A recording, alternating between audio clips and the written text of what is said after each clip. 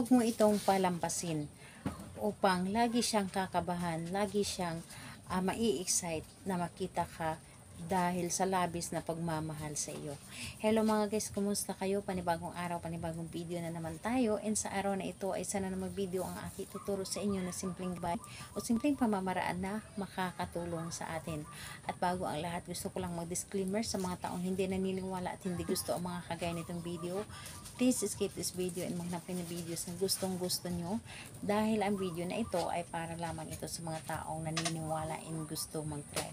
Sa lahat po ng mga nagko-comment dito sa aking video dito sa loob ng aking channel, mag-ingat sa lahat ng mga nagre-reply sa inyo na dinadala kayo sa kanilang WhatsApp and Imo app upang makaiwas po tayo sa scam. Ngayon po ituturo ko sa inyo paano siya laging kakabahan, paano siya laging may excite na makita ka dahil sa sobrang pagmamahal nito sa iyo. Ito ay pwedeng gawin sa parehasang kasarian, babae ito babae and lalaki ito lalaki, and syempre naman sa ating babae at lalaki na mag-partner.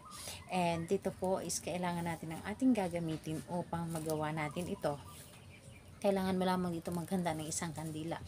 Pwedeng pula, pwedeng pink or puti, pero mas maganda na pink or pula ang inyong gagamitin.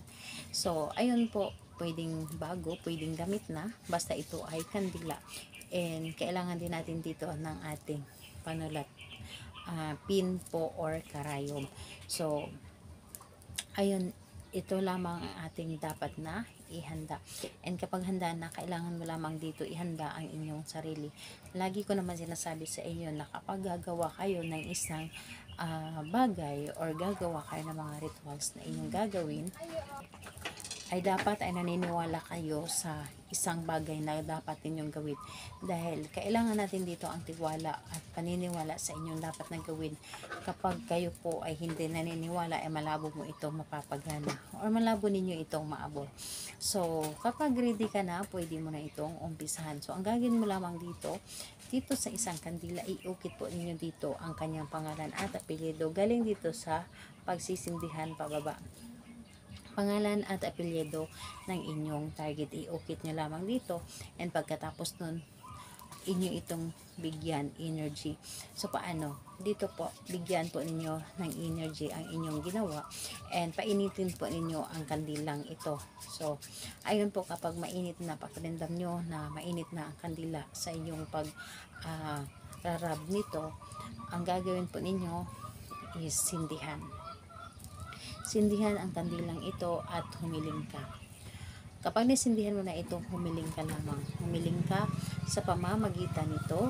Ikaw ay laging mai-excite na makita ako. Lagi ka mai-excite na kausapin ako. Kakabahan ka kapag hindi mo ako makikita. Gustuhin mo na lagi mo ako makasama, makikita. Gustuhin mo na ako lamang ang laging katabi mo or makausap. So lahat-lahat na sabihin mo na dito, humiling ka lamang ng galing sa inyong puso at lahat ay puro positive ang inyong dapat na hilingin.